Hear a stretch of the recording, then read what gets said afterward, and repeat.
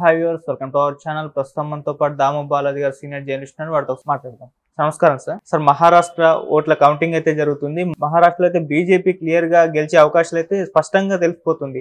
అయితే బీజేపీ ప్రభంజనం వెనుక పవన్ కళ్యాణ్ గారు కూడా ఉన్నట్లు మనం చెప్పుకోవచ్చు సార్. ఎందుకు అంటే ఆయన ప్రచారంలో భాగంగా వెళ్ళారు, అక్కడ చాలా బాగా మాట్లాడని చెప్పేసి ప్రశంసలు కూడా వచ్చాయి అప్పుడు. అయితే మహారాష్ట్ర ఎన్నికల్లో పవన్ కళ్యాణ్ ప్రభావం ఏ విధంగా ఉంది? సో ఆయన ప్రచారం చేసిన ప్రాంతాల్లో ప్రజెంట్ రిజల్ట్స్ ఏ విధంగా ఉన్నాయి? పవన్ కళ్యాణ్ మహారాష్ట్రలో ఎన్డీఏ కూటమి తరపున చాలా ఏరియాలో ప్రచారం చేశాడు. దాని మీద మనం ఒక వీడియో కూడా చేసాము. ఆయన ప్రచార శైలి ఎలా ఉంది, ఉపన్యాసాలు ఎలా ఇచ్చాడు, ఇవన్నీ కూడా. ఇప్పుడు ఏంటంటే మహారాష్ట్రలో ఎన్డీఏ ప్రభంజనం క్లియర్గా కనబడుతుంది. ఇప్పటి వరకు మనకున్న ఫలితాలను బట్టి 221 స్థానాల్లో ఎన్డీఏ కూటమి ఆధిక్యతలో ఉంటే 54 స్థానాల్లో మాత్రమే ఇండియా కూటమి ఆధిక్యతలోకి వచ్చింది. ఇంకొక 13-14 స్థానాల్లో ఇతరులు ఉన్నారు.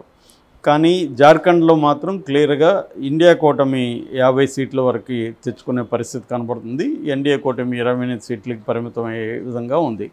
కానీ మహారాష్ట్ర ఇంపార్టెంట్, ఎందుకంటే మహారాష్ట్ర పెద్ద రాష్ట్రం కాబట్టి ఇందులో మళ్ళీ బీజేపీ అధికారం నిలుపుకోవడం అనేది చాలా ఇంపార్టెంట్. సో ఇప్పుడు చర్చ ఏంటంటే పవన్ కళ్యాణ్ ప్రచారం చేశాడు, ఇటు రేవంత్ రెడ్డి కూడా అక్కడ వెళ్ళి ప్రచారం చేశాడు. మరి వీళ్ళిద్దరూ ప్రచార ప్రభావం అక్కడ ఎట్లా ఉంది అని చూసుకున్నప్పుడు రేవంత్ రెడ్డి ప్రభావం ఎక్కడ పెద్దగా లేదు. రేవంత్ రెడ్డి ప్రచారం చేసిన షోలాపూరు, నాందేడు, నయాగరు, బోకరు ఈ ఏరియాల్లో ఇండియా కూటమి చిత్తుగా ఓడిపోయింది. కాబట్టి రేవంత్ రెడ్డి ప్రచారం పెద్దగా పనిచేయలే. అంటే రేవంత్ రెడ్డి పవన్ కళ్యాణ్లా కంపేర్ చేస్తే పవన్ కళ్యాణ్కి వేరే రాష్ట్రాల్లో ఒక కరిష్మా ఉండే అవకాశం ఉంది. ఎందుకంటే ఈయన తెలుగు రాష్ట్రాల్లో ఎక్కడున్నా కూడా పవన్ కళ్యాణ్కి ఉంటుంది. కాకపోతే తెలంగాణ నుంచి మహారాష్ట్రలో వెళ్ళి స్థిరపడిన ప్రాంతాల్లో రేవంత్ రెడ్డికి కూడా ఉండే అవకాశం ఉంది. ఎందుకంటే అక్కడ తెలంగాణ పాపులేషన్ ఉంటారు కాబట్టి తెలంగాణ వాళ్ళకి రేవంత్ రెడ్డి తెలుసు కాబట్టి. కానీ రేవంత్ రెడ్డికి అంత క్రేజ్ కనబడలేదు. అంటే అక్కడ పరిస్థితులు బాగాలేనప్పుడు ఎవరు పోయి ప్రచారం చేసినా కూడా అదేమీ పనిచేయదు. అక్కడ ఉన్నప్పుడు కొద్దిగా వీళ్ళు వెళ్ళి దాన్ని కొంత ఇంప్రూవ్ చేయగలరు. కానీ అసలే బ్యాడ్గా ఉన్న పరిస్థితి ఉన్న చోట పవన్ పోయినా ఇంకొకరు పోయినా కూడా అది జరగదు.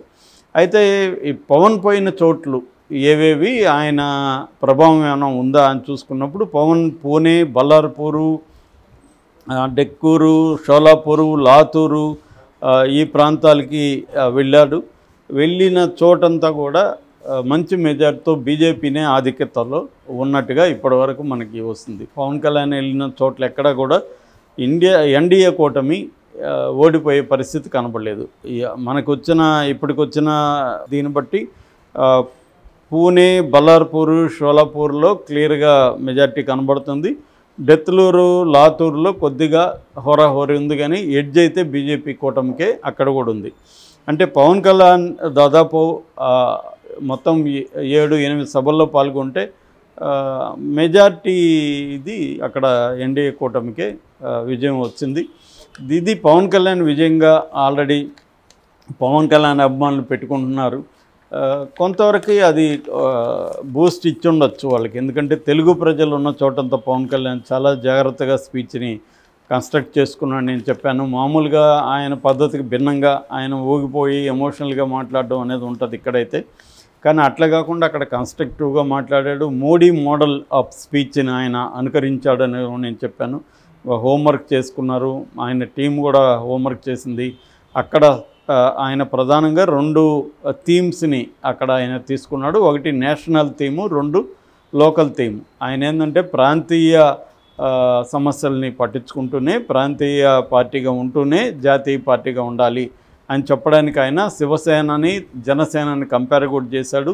ఈ 2 కూడా ప్రాంతీయ పార్టీలుగా ఉంటూ ప్రాంతీయ సమస్యలను పట్టించుకుంటూ జాతీయవాద పార్టీలుగా ఉన్నాయి. బాల్ ఠాకరే నాకు ఇన్స్పిరేషన్ అని చెప్పాడు. ఎక్కడైనా వెళ్ళినప్పుడు పవన్ కళ్యాణ్ ఆ ప్రాంతంతో తనకున్న అనుబంధం, ఆ ప్రాంత నాయకులతో తనకు లేకపోతే తన కుటుంబానికో తన తండ్రికో అన్నకో ఇవి చెప్తుంటాడు. అంటే పర్సనల్గా నెరేటివ్ని వెళ్ళడం వల్ల కామన్ పీపుల్కి కనెక్ట్ అవ్వడం అనే ఒక సక్సెస్ఫుల్ స్ట్రాటజీని పవన్ కళ్యాణ్ ఫాలో అవుతాడు.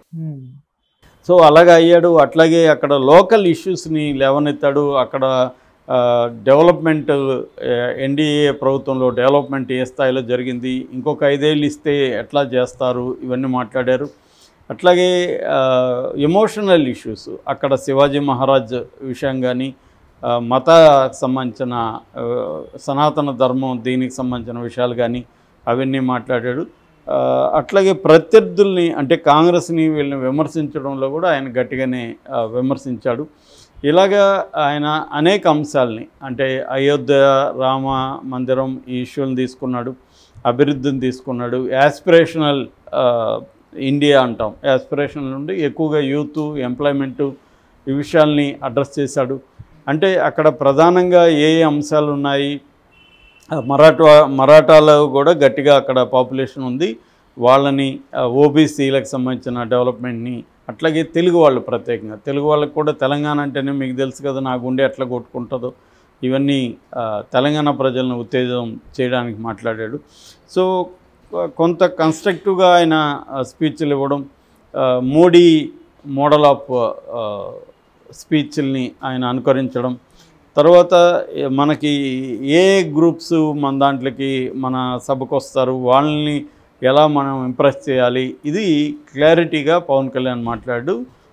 చాలా ఆ విషయంలో చాలా మెచ్యూరిటీ వచ్చింది. ఆయన విషయాల్లో మనం ఏకీభవించవచ్చు, ఏకీభవించుకోవచ్చు, ఆయన చెప్పిన విషయాలు అది వేరే విషయం. సో నేను ఇక్కడ ఏం చెప్తున్నానంటే ఆయన ఎలా ప్రజల్ని, ఓటర్స్ని, ముఖ్యంగా తెలుగు పాపులేషన్ని అట్రాక్ట్ చేయడానికి సక్సెస్ఫుల్గా ఆయన సభల్లో మాట్లాడాడు.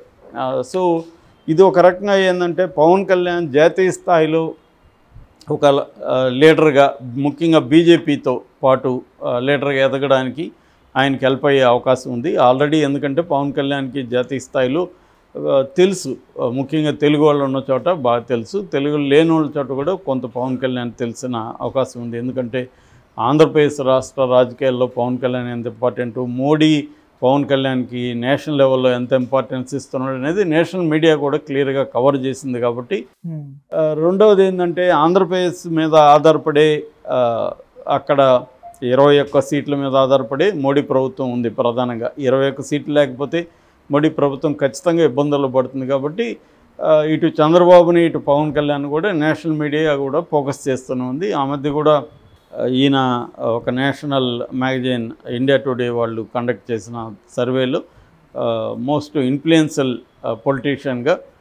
పొలిటీషియన్ లిస్ట్లో ఈయన 5వ పేరు చంద్రబాబుది ఉందంటే దానికి ప్రధాన కారణం ఈయన మీద ఆధారపడి మోడీ ప్రభుత్వం ఉండడమే అనమాట. సో ఆ యాంగిల్లో పవన్ కళ్యాణ్ మెల్లమెల్లగా ముందు సౌత్ ఇండియాలో ఇంపార్టెంట్ ఫిగర్గా ఎదగడం, దాని తర్వాత నేషనల్ లెవెల్లో బీజేపీకి ఉపయోగపడడం ద్వారా తను కూడా నేషనల్ లెవెల్లో ఒక నోన్ పొలిటీషియన్గా ఎదగడం అన్న ఒక లాంగ్ టర్మ్ ప్లాన్ పవన్ కళ్యాణ్కి ఉంది. అది సక్సెస్ఫుల్గా ఆయన చేయగలుగుతున్నాడు అనేది కూడా మనకి మహారాష్ట్ర ఎన్నికల్లో మనకు కనబడుతుంది. ఒక రకం పవన్ కళ్యాణ్కి కూడా ఇది బూస్ట్ ఇస్తుంది ఈ రిజల్ట్. అంటే తాను వెళ్ళి ప్రచారం చేసిన ఎన్నికలలో బీజేపీ కూటమి ఒక అబ్సల్యూట్ మెజారిటీతో రావడం అనేది పవన్ కళ్యాణ్కి కూడా ఇస్తుంది. బీజేపీ జాతీయ నాయకత్వంలో కూడా పవన్ కళ్యాణ్ స్థానం అనేది పెరుగుతుంది దీనివల్ల. రేపు నెక్స్ట్ జరగబోయే ఎన్నికల్లో కూడా పవన్ కళ్యాణ్ని తీసుకెళ్లే అవకాశం ఉంది. ముఖ్యంగా తెలుగు వాళ్ళు ఎక్కడైనా ఉంటే పవన్ కళ్యాణ్ తీసుకెళ్తారు. ఈసారి తెలుగు వాళ్ళు లేకపోయినా కూడా ఇన్ని తీసుకెళ్ళచ్చు. ఎందుకంటే మొన్న కూడా ఈయన మరాఠీలో మాట్లాడినాడు, తెలుగులో మాట్లాడినాడు, మరాఠీలో కొన్ని పదాలు నేర్చుకున్నాడు. ఇదంతా కూడా మళ్ళీ మోడీ మోడలే. మోడీ ఎక్కడికి వెళ్ళినా ఆ భాషలో లోకల్ భాష, కన్నడలో ఉంటే కన్నడ పదాలు కొన్ని మాట్లాడు, తెలుగులో ఉంటే తెలుగు పదాలు మాట్లాడతాడు. ఇట్లాంటివి అంటే ప్రజల్ని ఎట్లా ఆకట్టుకోవాలి, ప్రజలకి కనెక్ట్ ఎలా అవ్వాలి, ఎంపథెటిక్గా వాళ్ళని మనం ఎట్లా తీసుకురావాలి అనేది మోడీకి తెలిసినట్టుగా ఎవరికి తెలియదు అటువంటి విద్య. దాన్ని సక్సెస్ఫుల్గా ఆ ఫార్ములాని పవన్ కళ్యాణ్ ఫాలో అయినట్టు కనబడుతుంది. ఇది ఒక రకంగా పవన్ కళ్యాణ్కి ఒక మెట్టు ఎదిగినట్టుగా మనం అర్థం చేసుకోవచ్చు జాతీయ రాజకీయాల్లో అతనికి. ఎందుకంటే బీజేపీ కూడా పవన్ కళ్యాణ్కి అట్మోస్ట్ ఇంపార్టెన్స్ ఇస్తుంది. నెక్స్ట్ ఫ్యూచర్లో పవన్ కళ్యాణ్ ఏపీ సీఎం అయినా కూడా మనకి ఆశ్చర్యం అయితే కలిగే పరిస్థితి అయితే లేదు. ఓకే.